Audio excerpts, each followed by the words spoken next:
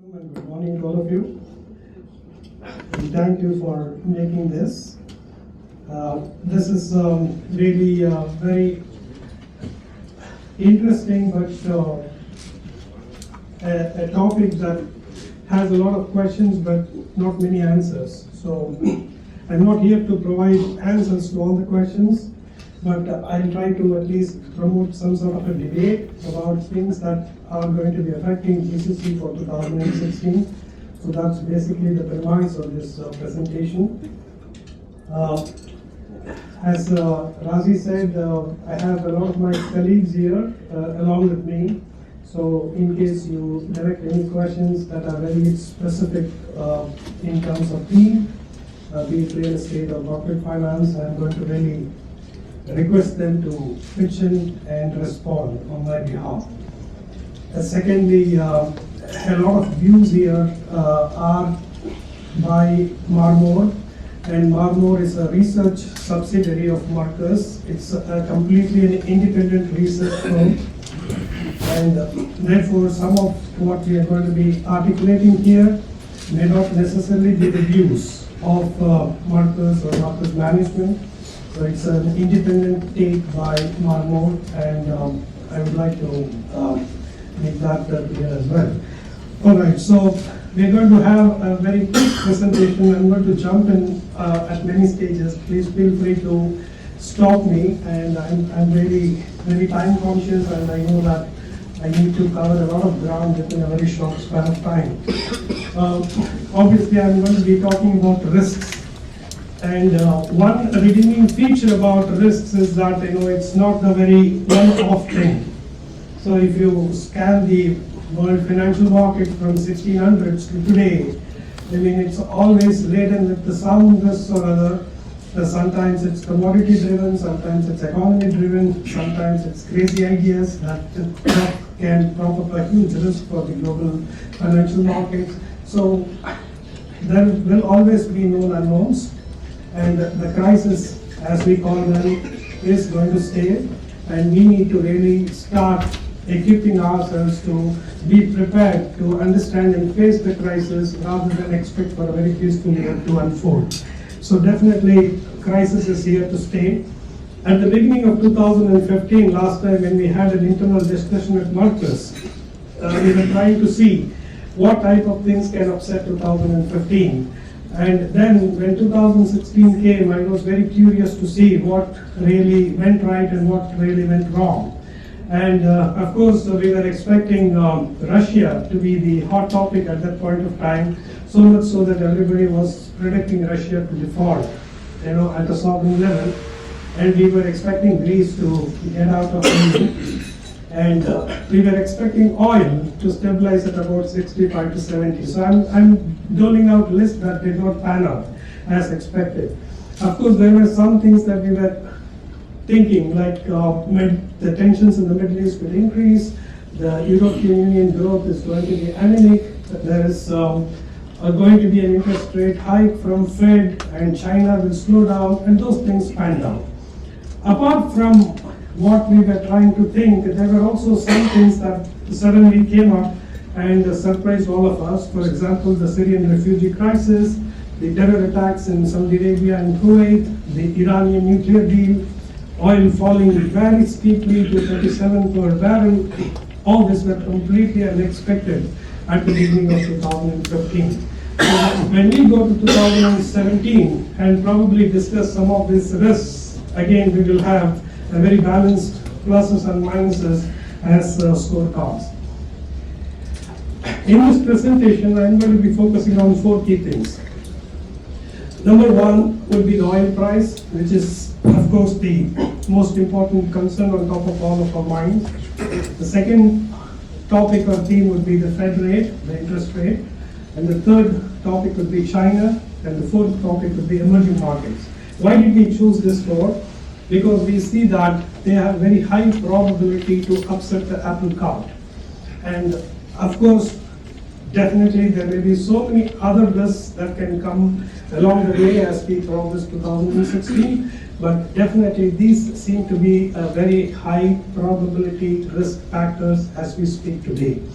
And our job here is to run this risk after we do the analysis to see how it will impact the economy, how it will impact the stock markets, the bond markets, and the real estate, because we feel that these are extremely important asset classes, and at the end of the day, the takeaway should be how do we connect the risks to these asset classes.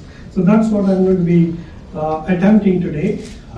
When it comes to oil price, I'm going to focus primarily on 4 questions. The first question is the worst over? Are we done?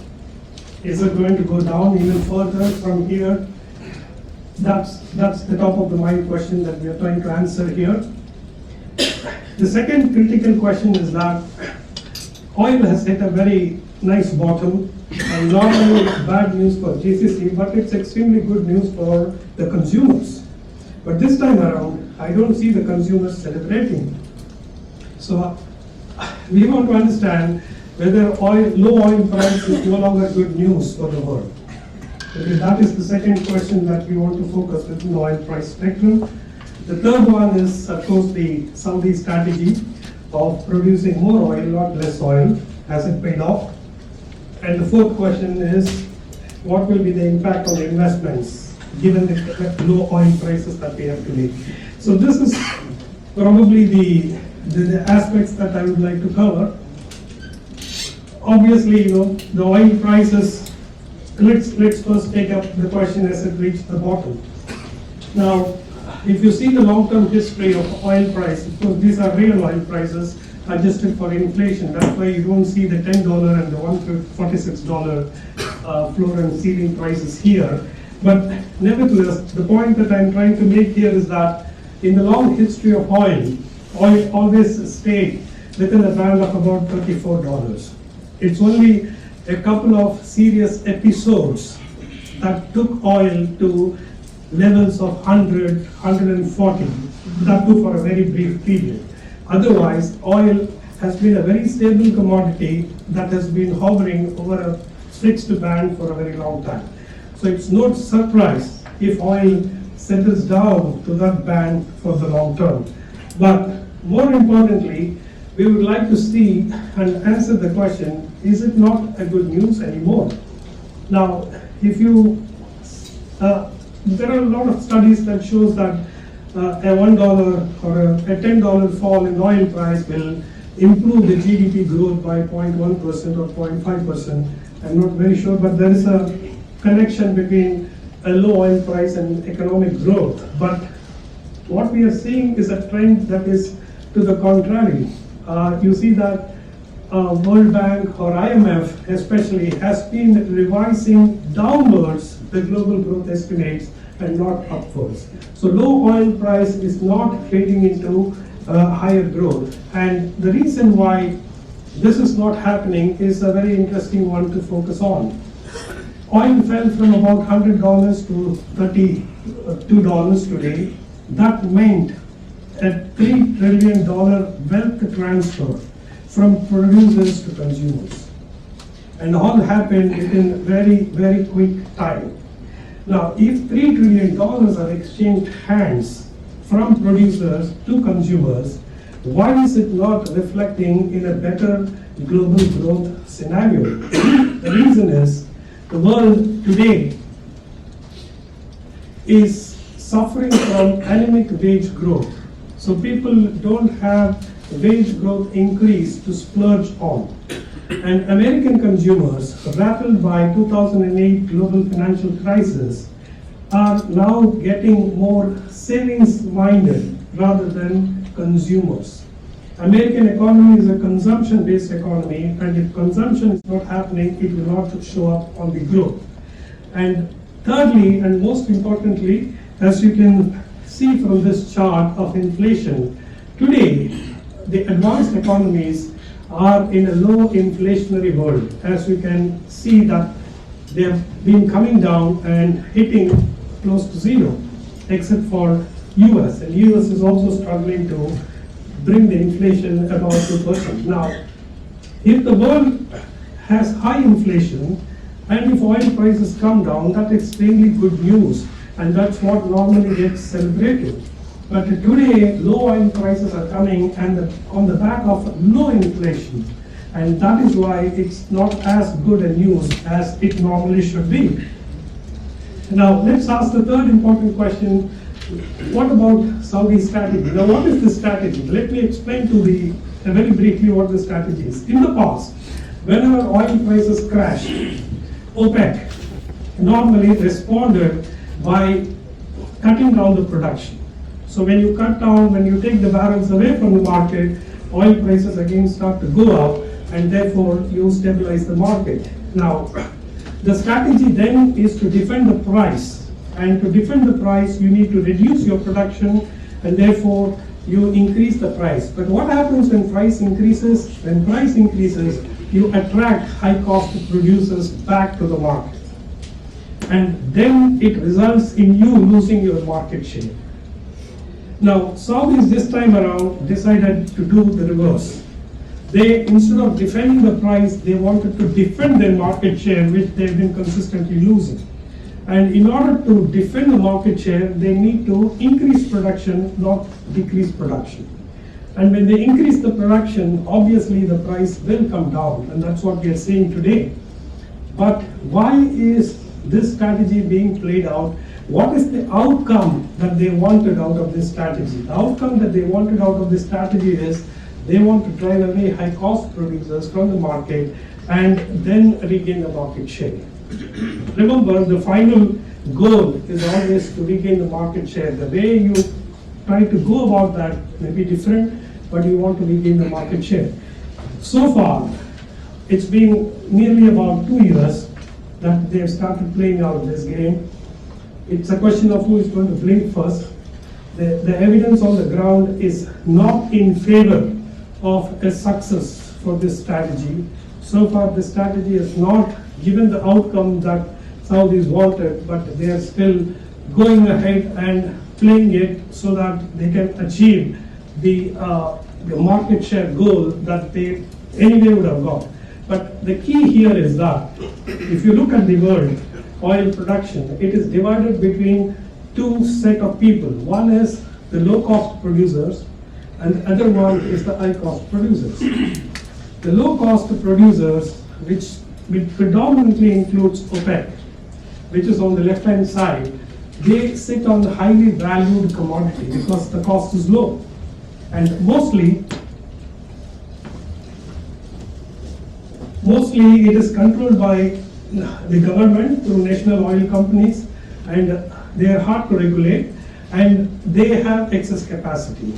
But the high cost of producers are primarily controlled by international oil companies, and they're easy to regulate, and they are running at full utilization and capacity. Now, let's take Saudi Arabia, for example, which is the lowest cost producer in the world. Now, they control, we produce about 88 million barrels, and out of 88 million barrels, Saudis contribute about 10. And you can see that as you come down the line, then you can notice the shale gas producers, the Russians, and the conventional US producers, and the Canada oil. All these are very, very high cost producers. And this is the whole strategy behind the new Saudi strategy. They want to drive away some of the high cost producers so that their market share really improves for the longer term. Now the cost of production is critical, and it also sets you the floor, and not necessarily the ceiling but the floor. But it is definitely very important to understand this architecture as we understand the oil industry. Now, my serious concern about the whole thing is what impact this low oil price will have on the investments. Now, oil investments are divided into upstream and downstream. If you look at data from 2015 to 2040, you need $10 trillion to invest, predominantly mostly in about upstream, and 70% of them in upstream and 30% of them in the downstream. Now, if you break this further, you can see that the non-OPEC countries require higher levels of investments compared to OPEC countries. Now, these investments are not necessarily new oil discoveries. They are investments that you need to replenish capacities that are going out of production. So it's a constant replenishment or strategy that people have to play out, and this probably will get impacted if oil prices stay very low for a long time. Look at the refinery investments between the existing projects and the capacity additions or replacement. You can see that across the regions, it's the capacity addition that is very dominant in the oil investment. So we have to be conscious about the fact that the low oil prices will take away a lot of investments out of the market, and therefore the capacities will be constrained, and therefore when things come to pass, the oil price rebound will be much stronger.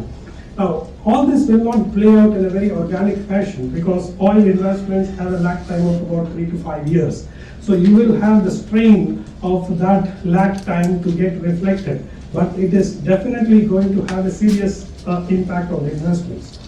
Now, when investments continue in a low price environment, another way of looking at it is how dependent the world is on fossil fuels. Now, I see a lot of discussion about renewable energy. I mean, people talk a lot about these unconventional sources of energy, but if you look at the overall energy map of the world, you can notice that oil, coal, and gas, the three blocks here that you see, are the conventional sources of energy, and then as you go up, you see nuclear and renewables, which are extremely small. The world is completely dependent even today on fossil fuels. So while it is not going to be the case maybe 20, 25, 30 years down the line, because world will definitely become much more cleaner in terms of energy use, but that change is not going to happen in 2 or 3 years, given the huge dependence on fossil fuels as you see today.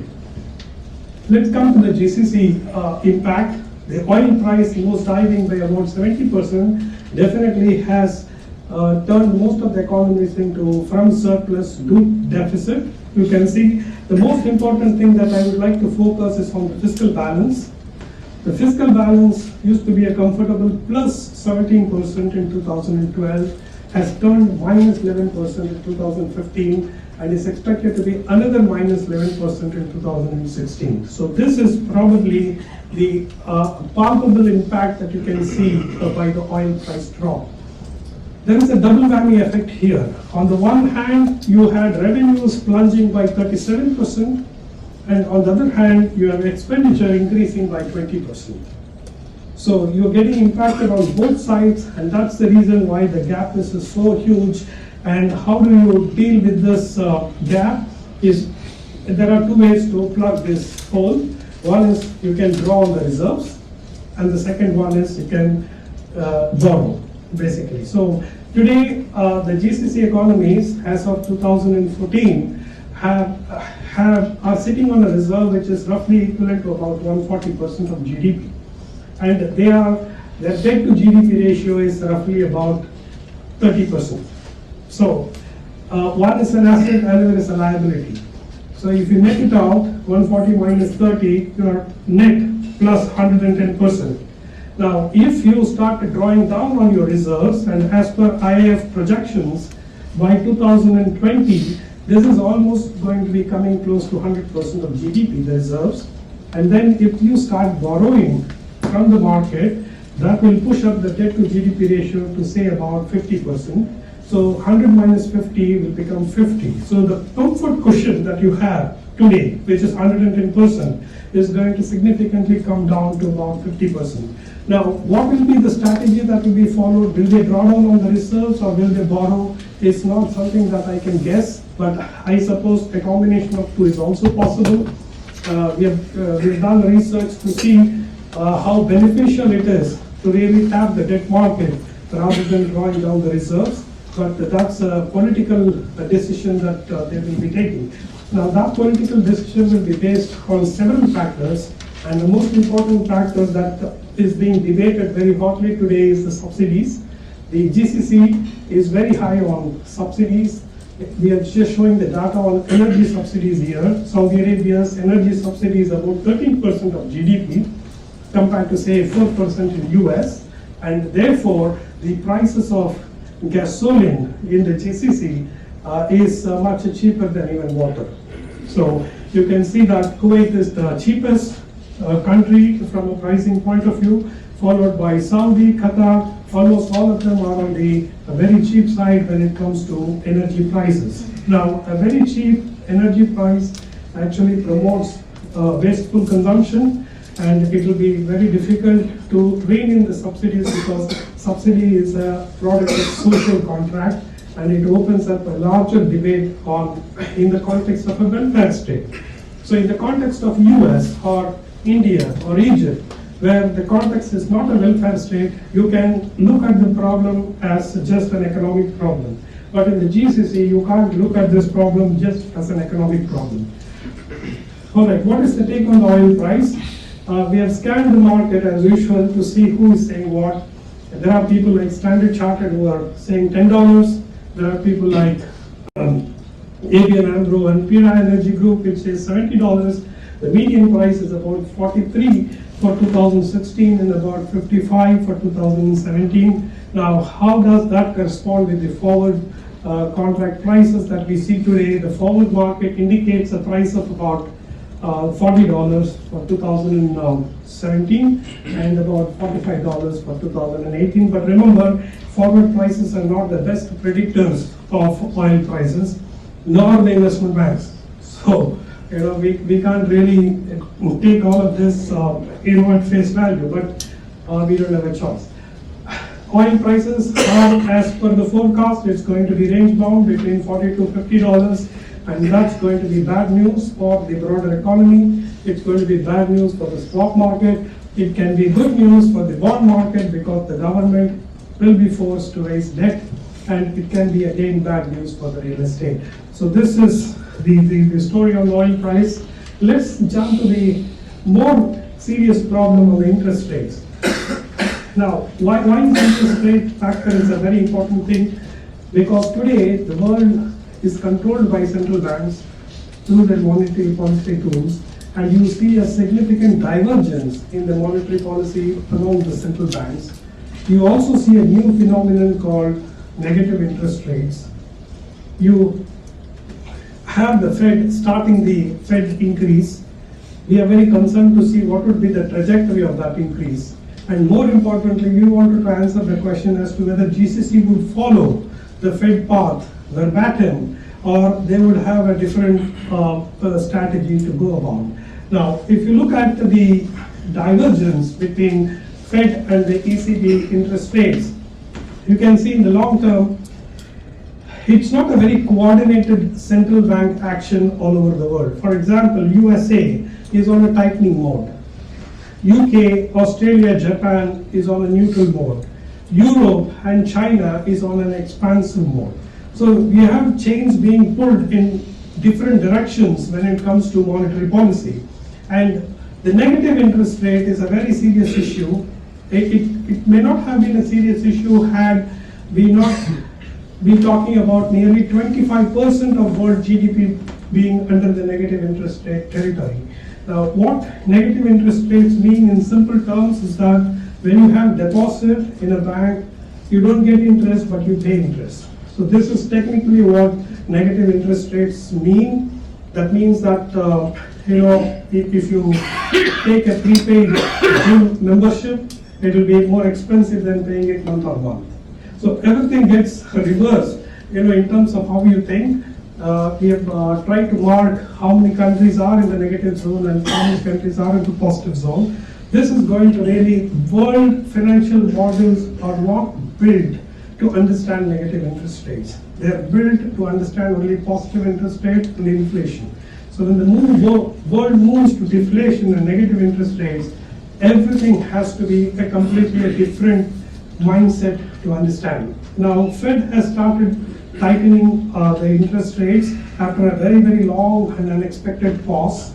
And there are certain things that you need to really do this. You need a strong economy, you need a liquid economy, you need an economy where unemployment is tolerable. More importantly, you need an economy with some amount of inflation and also industrial output. It's a gamble that the Fed has taken because not everything is green here. There are some reds as well. So they have taken a risk. And if you look for the recent examples, for example, the EU and the Sweden, they have reduced their interest rates, and then it continued on a low territory, and then they started increasing the interest rates, and people thought it would go up, and then suddenly they reversed the course and started reducing it again back. So this is taking one step forward and taking two steps backward. Now, if Fed, this is the trajectory indicated by FOMC as of today. They are expecting to hit 3.3% from 0.5% today by 2018. But if this trajectory is not playing out because you're not getting growth, because you're not getting inflation, then if Fed decides to pause their rate hike for a very long time, or even reverse the rate hike, it is going to be a disastrous news for the world. Because EU and Sweden doing this is a different ballgame, but US doing this is going to be a completely different ballgame. So this has to be seriously watched in my view. Now, coming to the GCC. Now, GCC currencies are pegged to the US dollar, except for Kuwait, which is pegged to a basket, and it is said that the basket is about 70% USD. Now, therefore, since they are pegged to the US dollar, they have to sort of mimic the Fed rate. You can see the dotted line is the Fed rate here, and how almost all GCC countries follow the Fed pattern. And when finally Fed started increasing, you had Kuwait and KSA following suit immediately. But the only outlier here is Qatar. If you look at Qatar, before the financial crisis, the Fed rate and the Qatari rate was almost equivalent. And then after the financial crisis, when the Fed started reducing the rates very steeply, Qatar held on to the rates. It never dropped the rates like other GCC countries. And therefore, when Fed started increasing it, it did not follow through. As you can, another way of looking at this is the spread between the GCC reference rates and the Fed rate. And you can see that the Qatar has the highest spread here, and UAE has the lowest spread here. So it is producing already a distortion. Now, remember, Qatar is also a pegged currency, KSA is also a pegged currency. So when two pegged currencies behave very differently, that brings a lot of uncertainty to the markets. The recent news that I read is that Qatari banks are now pressurizing the central bank to reduce their rates because they are not in alignment with what we are seeing now, and the central bank is not very keen to do that. GCC as a region is a very low inflation region.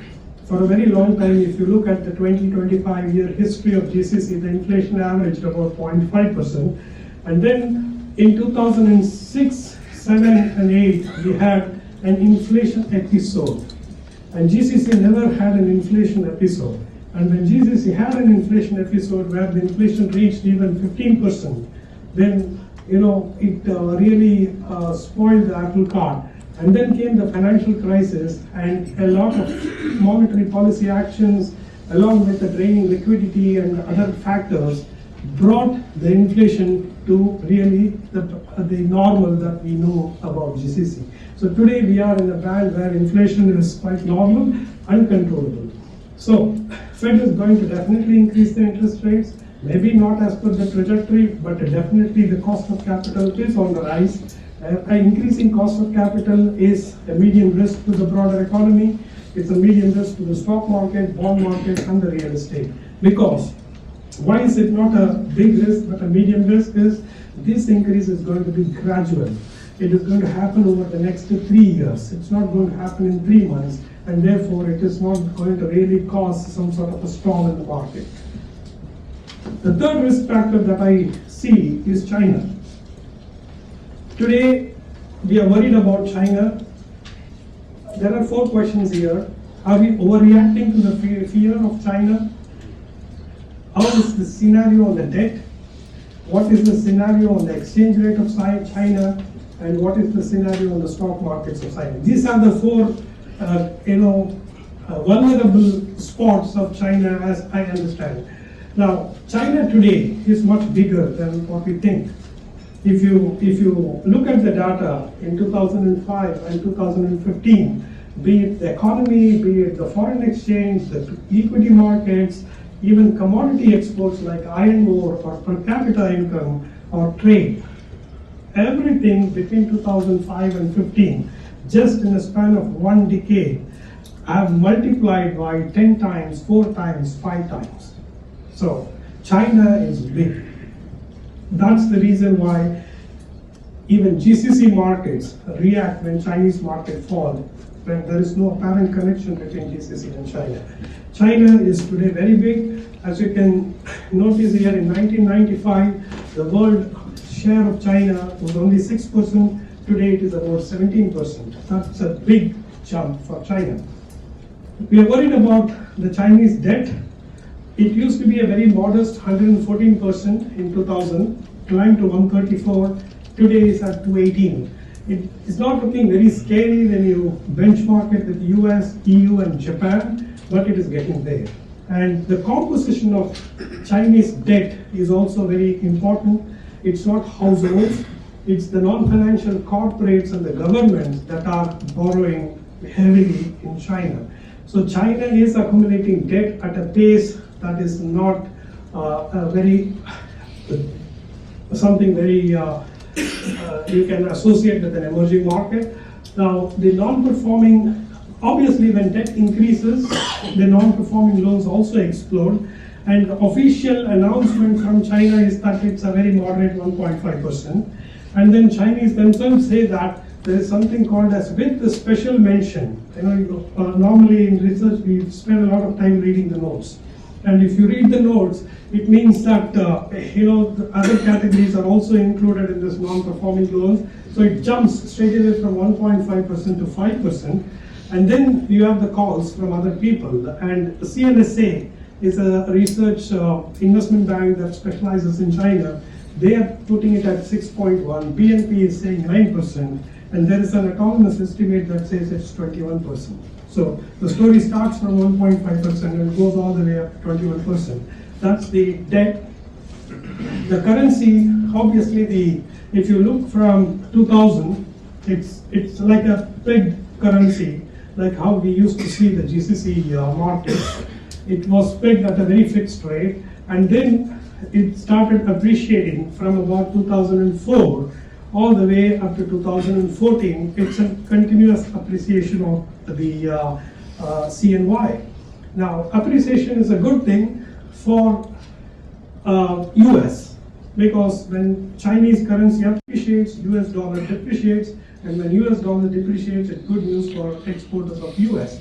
And US wanted this curve to go down even further below 6, below 5, below 4. That's the place that they were looking. But Chinese surprised the market by reversing the course and started depreciating the currency instead of appreciating the currency. Why? Because they are facing several tailwinds in their own economy, including reducing forex reserves. Now, there are implications for appreciation, there are implications for depreciation, but to cut the story very short, the Chinese now are looking to depreciate their currency, and the US wants Chinese currency to appreciate. Now, why the Chinese want the currency to depreciate is because for the first time they are experiencing a steep negative capital flows from China. From 1998 they have been having a continuous positive run, and then it turned course, and today the money is leaving China, it is not coming to China. And that is also indicated in the forex reserves, which is very comfortably placed today, but the trend is a declining forex reserves. That's the reason when Chinese markets have bad days, you have most of the markets also having a similar bad day. We have looked at on Black Monday on August 24th, when the Chinese market crashed by 8.5%, then you had even GCC falling on the same day because of China. Then we had another episode on the 7th January. So it is very normal to see episodes like this, and I always call China as a high octane market because it's impossible to deal with this type of a volatility in the stock market. We know stock markets are volatile, but this is even by our standards, very, very high volatility. But do we need to worry about it? Now, if you look at the Chinese household assets, as of today, it's about, they hold money in deposits, financial assets, and properties. And their holding of financial assets is only 12% of GDP, but their holding of property is about 211%. So if at all there is any vulnerability that can come, it will not come through financial markets of China. It will come through the property markets of China, because that looks very, very heated as of today. Now, coming to GCC, obviously our link with China has increased manifold during the last few years. In 2005, we had an export of 18 billion and imports of about 14 billion. Today, in 2015, we are talking about a combined trade of about 170 billion with China. So China is an extremely, extremely important trade partner for GCC, and that is going to be very important to understand that if something happens to China, and anything can happen either on the stock market level or on the currency level or on the property level or on the debt level, if any bad news comes and hits China, it is going to be a bad news for us. May not be on the stock market because there is no direct linkage. We don't have Chinese investors investing in GCC markets or GCC investors investing in Chinese markets, and the bond market is at risk. In the real estate market, in my assessment, if something happens to China, there will be an impact, but it will be of a medium variety, not of a serious variety. That takes us to the last risk, which is emerging markets.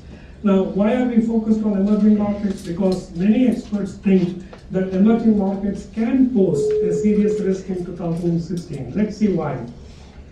The Fed hike, we believe, is going to impact emerging markets more than anybody else. The dollar strength is going to be a funding challenge for emerging markets. There are other vulnerabilities that we want to share with you very quickly. Now, emerging markets are very dependent on capital flows, the money that comes to them in the form of either FDI or FIIs.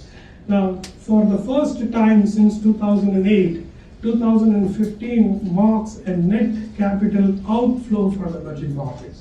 So like China that we saw earlier, emerging markets are now beginning to see money leaving their shores. Capital is like oxygen for emerging markets, and if you don't have capital, you don't have a story to say. And also, if you look at the currency performance of emerging markets against US dollars, you can see that there are many markets that have depreciated quite significantly in 2015. And also, one other indication to look at is the CDS spreads. The CDS spread is nothing but a probability of default on the debt. And as CDS spreads increase, the fear of default is also increasing. So that is how we understand CDS spreads. And for markets like maybe Egypt is an outlier here with a very atrociously high CDS spreads, but even other markets have CDS spreads that are quite high.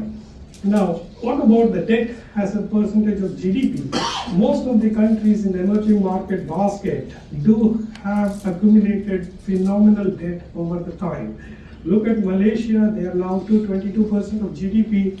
China, we have seen before, Thailand is about 187%. And again, the composition of this debt is more non-financial companies rather than any other category, which is a cause of concern for us. We released a report about a few months back on the vulnerabilities of emerging markets, where we looked at the debt of emerging markets, both external and domestic. We looked at their current account balance, the ability to service imports, the currency strength, and the credit rating. And we brought all of this together to see how we can classify emerging markets into most vulnerable, vulnerable, and least vulnerable. And you can see that most of the emerging markets go and sit in most vulnerable or vulnerable basket rather than least vulnerable basket. The good news is UAE is among the least vulnerable, but the bad news is Qatar is among the vulnerable category. Now, if you look at the currency performance of emerging markets and pick the three worst performers in emerging market from a currency point of view, you see that there are some very traditional offenders here. As you can notice from the color codes, you can see that Argentina peso is a very consistent poor performer among currencies in emerging markets. And you can also see Brazil being there. And now the currencies of emerging markets have significantly deteriorated over a period of time.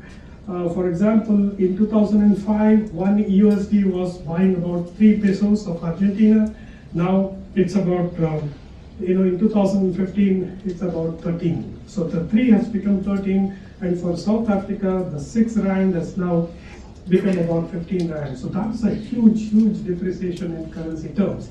Now, anybody can really fill this top 3 worst currency performance for 2016, and we believe that it could be South Africa, it could be other markets, but it is definitely all the gains that you make by investing in emerging markets will just get lost by currency. So that is the big risk that we are talking about. Now, where is Russia in your previous slide? No, before that. Russia is here. No, the slide. Yeah. So this is not the. Okay. Yeah. All right. Now let's look at GCC. As I said, GCC's engagement with emerging markets have gone up recently, especially with China. We have got excellent trade partnership going on. And of late, we noticed that there is a correlation between MSCI emerging markets and S&P GCC index. I don't know what is the reason for the correlation, but there is a correlation. And if there is something that is happening at an emerging market level, it is going to be impacting GCC as well. And people predict that emerging markets are going to be having a bad stock market year in 2016, and therefore, looking at this correlation, we are going to be concerned. Sovereign wealth funds have started reducing their exposure to emerging markets in 2015. As you can see, that most of them are pulling out money from emerging markets, and therefore, if something happens to emerging markets, it will have a medium risk on our economy. It will have a high risk on our stock market, maybe medium risk mostly on contagion reasons, and real estate and stock markets can be a bit immune to what is happening in emerging markets, but definitely not the bond markets and the broader economy. So that probably completes the map of our risk profiling. So we see that there are more reds and yellows here rather than greens, which means that 2016 in our assessment is going to be a very challenging year, and we need to be very quick in understanding what type of risks are coming to haunt us and take measures that can protect our portfolio from these risks impacting. That closes my talk, and I'm happy to take questions.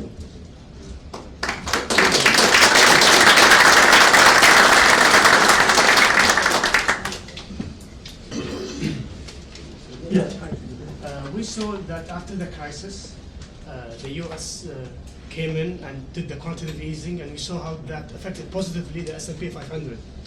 So at that time, the central bank role was to stabilize the market and to stabilize the market. Today, we're seeing more than one central bank around the world that they're like Japan, like Europe, they have their own sort of quantitative easing.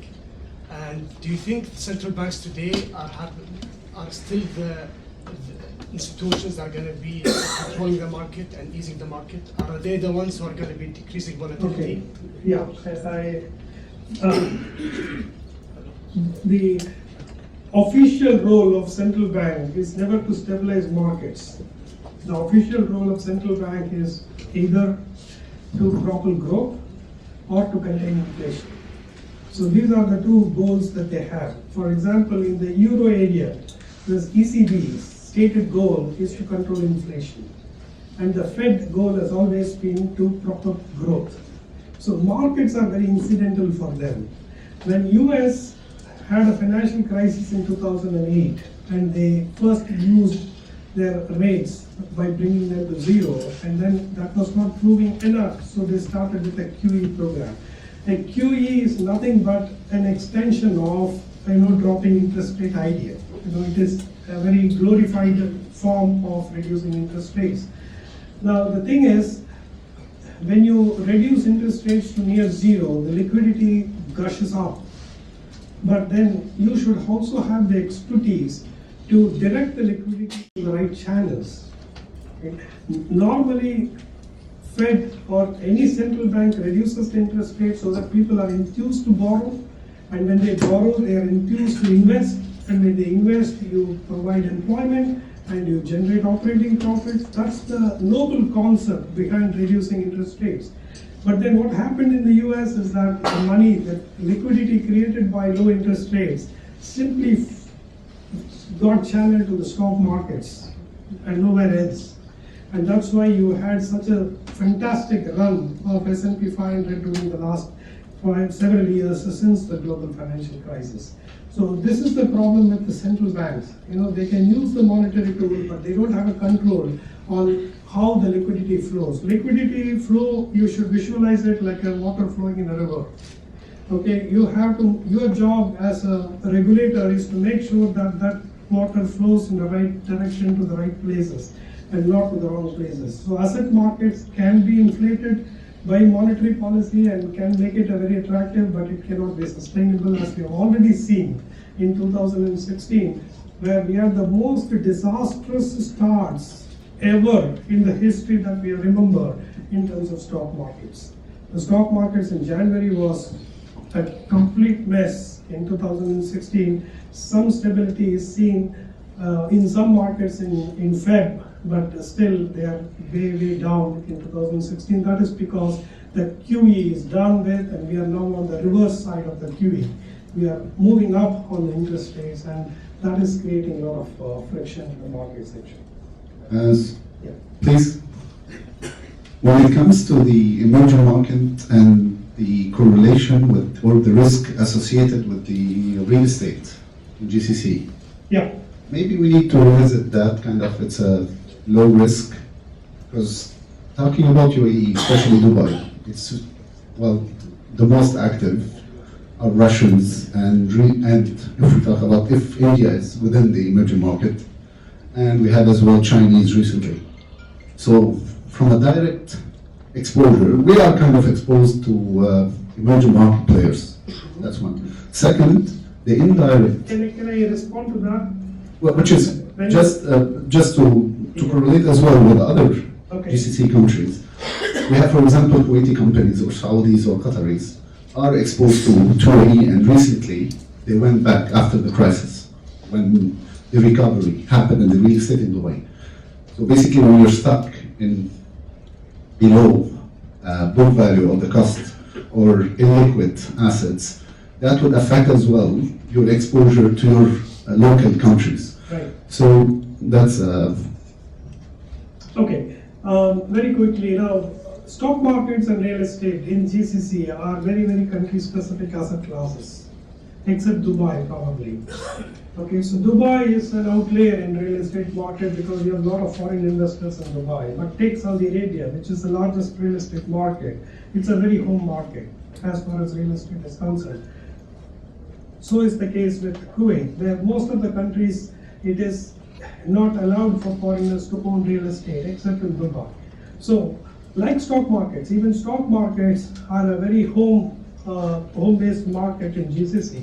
Saudi investors predominantly invest in Saudi Arabia, Kuwaiti investors predominantly invest in Kuwait. So Kuwait investors investing in Saudi or Saudi investors investing in Qatar is happening, but not at the scale that we want. And therefore, since these markets are pretty much localized, the real estate markets, so something that happens in emerging markets or in China will definitely impact, but not definitely as seriously as we think, probably except Dubai. But I agree with you on that. Yes. Mr. Raghu, my name is Haytham Al-Khalid. First, I'd like to thank you for a wonderful presentation, very illuminating. But there is a gaping omission here. The geopolitical risk, you sort of did not mention it at all, and to us, this is the white elephant in the room. Sure. What do you think is going to happen, and how does it impact the situation going forward? Okay. And this is the million-dollar question, really, or the billion-dollar question. A $1 trillion question, probably.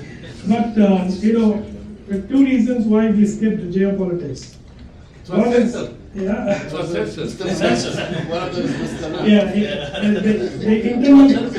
The internal presentation on this to Marcus had a geopolitical flavor to it.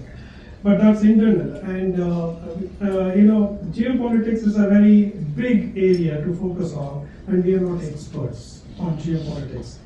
Plus, we are not political analysts. You need to be a political analyst to give a comment on geopolitics. We are financial analysts, probably we are real estate experts, but we are not political experts. So if a non-political person talks politics, I think it will be disastrous. No, but So we know that. but Iran is going to increase supply, so that's it's kind of legally. Yeah, in fact, we came up with a research on Iran. About 4 months back, we came up with an extensive research on Iran. But then we briefly touched upon Iran from a geopolitical point of view, but touched upon more from what impact that will have on the trade and investments point of view. Because this is what we do for a living. We don't really focus on geopolitics because the arguments can be endless when it comes to geopolitics. No, but it's supply of oil. Yeah. Just like the market factors are playing a big role now rather than earlier, where the Americans have come in, and Iran is coming in with expected supplies which are going to be pretty large. So therefore, it's not a demand game; it is a supply game at the moment. Sure. In terms of oil prices. Yeah. So, Raghu, if I can just ask you a quick question, and this will be about economics. Thank you again for a very insightful presentation. Given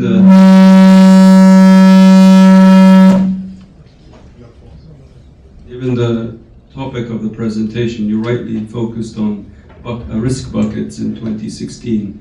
I'd like to ask you if you see any opportunities in 2016 given these risks, particularly the oil price for GCC economies. What opportunities do you see for structural changes in the economies? The risks and opportunities are two sides of the same coin.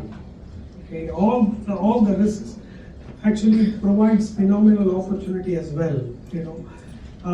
We see that primarily. Let's take oil price as a risk bucket. Now, oil price, a low oil price, in my view, will unleash long pending reforms in the GCC in several key sectors, including education, healthcare. You name the sector, everything is crying for long pending reforms, and we have several publications around each sector as to what type of reforms have been implemented and what type of reforms have to be implemented. All this will get accelerated in a low oil price environment. And whenever reforms get accelerated, it's opportunity, from any which way that you look at. So we believe that everything, including Fed rate, including China and emerging markets, open up. That the primary reason behind this presentation is not really to scare people with risks, but to say that, please understand this risk and therefore take an investment decision that you will benefit out of understanding this risk rather than shying away from it actually. So it's probably we can have a different presentation, on investment opportunities in the risky environment in 2016, where we'll be very happy to lay out our ideas on specific investments that one can look at, including our in-house specializations of real estate and corporate finance and what have you. And but I agree with you on that. Yes. Yeah. So to suggest that the audience mention their names before the question, please, to maximize the debate. Thank you. Yes, Namu. Thank you. I'm Najwa Asram from CNBC. Thank you, Mr. Raghu. Very interesting. I would like to ask you about the Kuwaiti currency. You didn't touch on it. We saw it lose about 3% versus the dollar last year. What are your expectations for this year? And also regarding the central bank's monetary policy of raising the interest rate along with the Fed. Do you think that it's wise to continue with this policy in case the Fed decides to raise the interest rate again? Thanks. Yes, as I said, Kuwait is the only country whose currency is pegged to a basket and not to a dollar. And the basket is supposed to be about 70% dollar, 20% euro, 10% other currencies probably. But since it is majority dollar, we can assume that it's pegged to the dollar. Last year it went down against dollar. This year it's up against dollar by 1%. And as I was dealing with that chart on the link between US currencies and US Fed rate and GCC currencies, since they are pegged currencies, they have to follow the trajectory of the Fed rate. They have two choices, either to follow immediately or follow with a lag.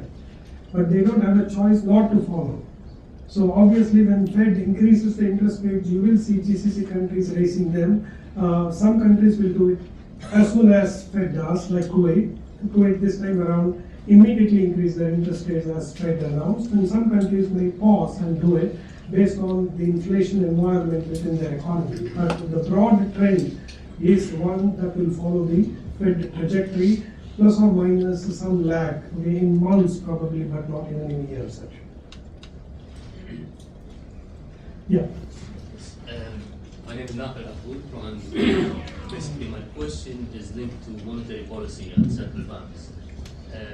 Previously we've seen the effects of intervening or intervention by central banks be on a bigger scale, big movements in the market, and it stays that way. However, recently we've seen the Bank of Japan intervene, introduce negative interest rates, and the effect wasn't that big.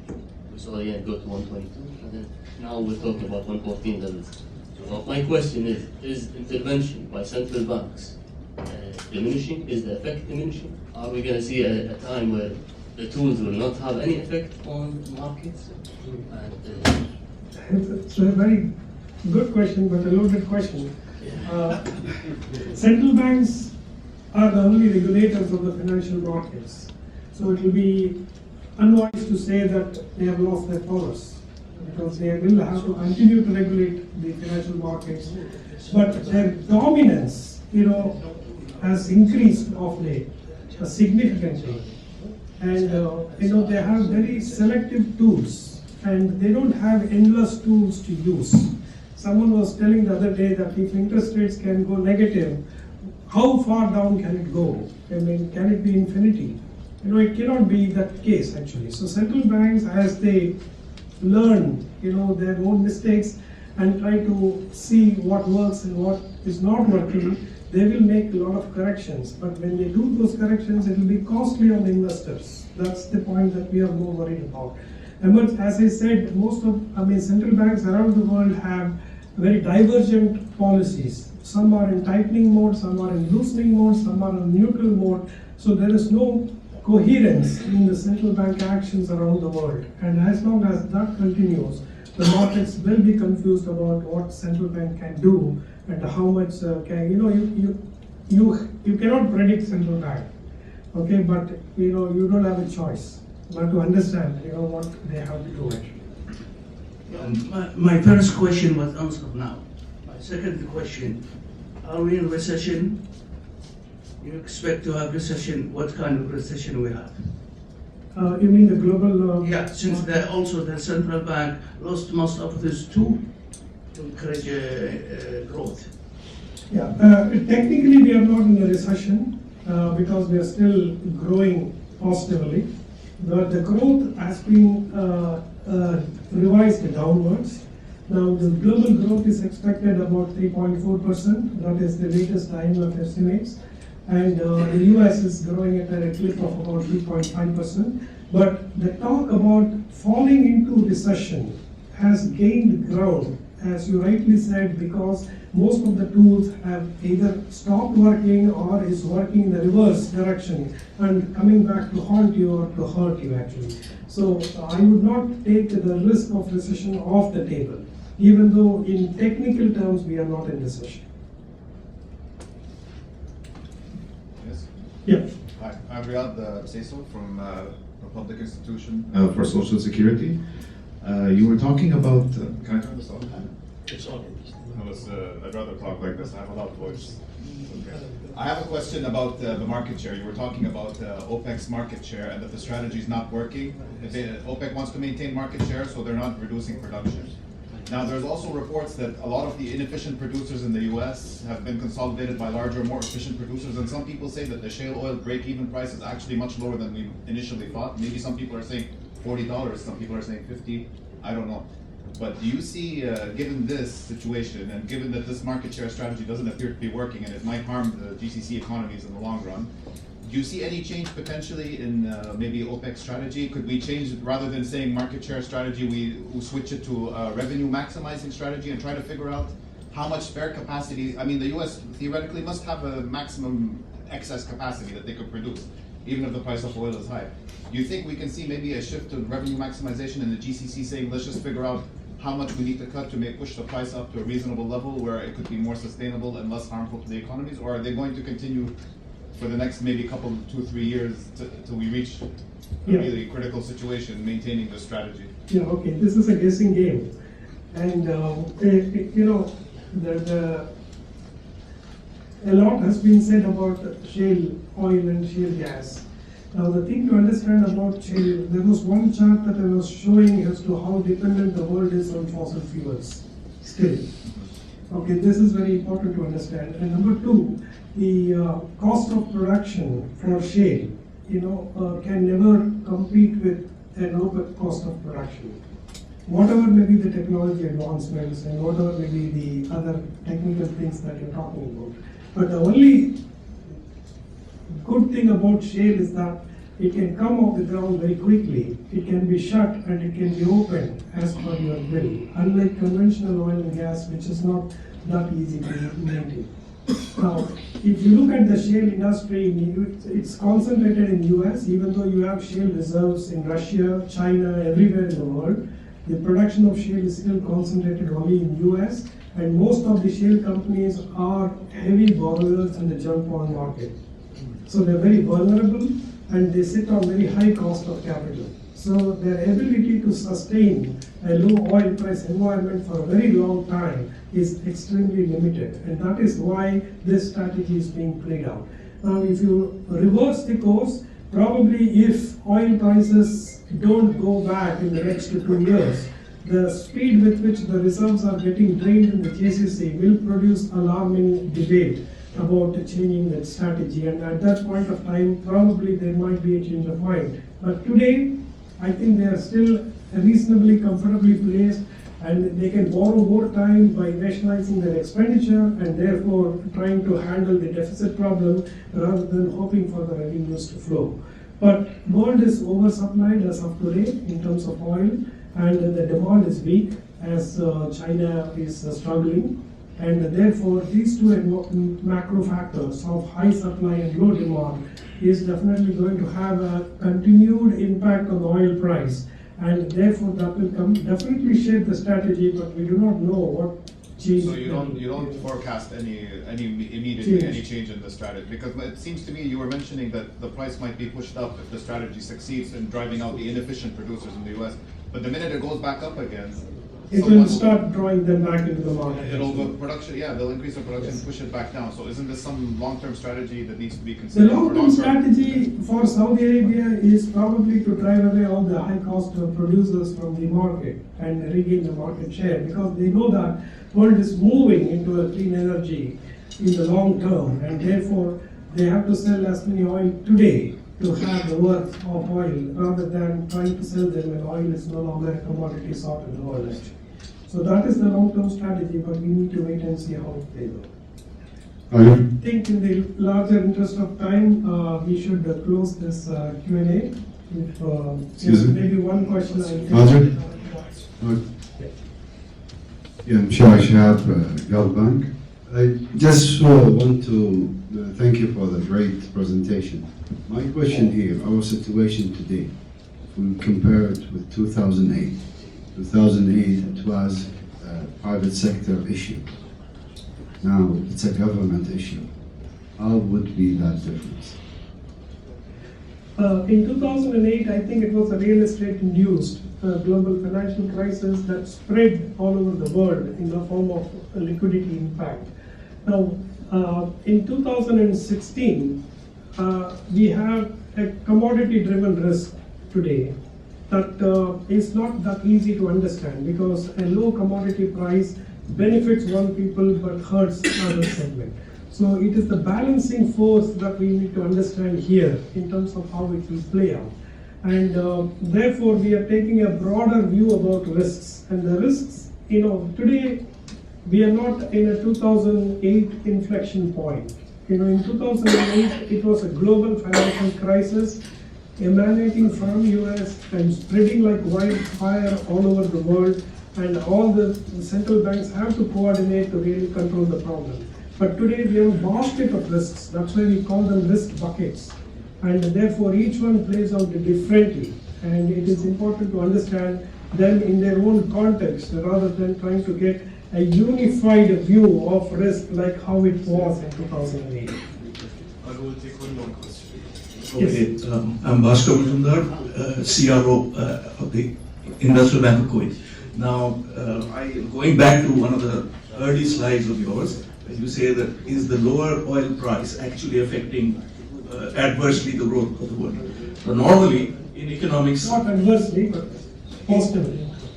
Well, the thing is, it's not promoting growth, okay? And one of the reasons for that is the multiplier effect of what happens when you actually spend the money. And governments across the world, including Europe, India, China, everywhere, they've been taxing people, and they have not been putting the money back into the economy. So what we are watching here is an adjustment process that is going on. So we'll be hugely mistaken to look at a 1-year framework versus a 3-year framework versus a 5-year framework. And we all know that lower oil prices affect consumer demand, which you correctly said. And China, which is now a huge economy, is moving away from into a consumer economy. And so are all the emerging markets. So therefore, that will reflate demand, not right now, but in a few years' time. So that is what actually comes where the emerging markets should, and Europe should, over a period of time, take it up. Point taken. Great views. Thank you everyone for very patient listening and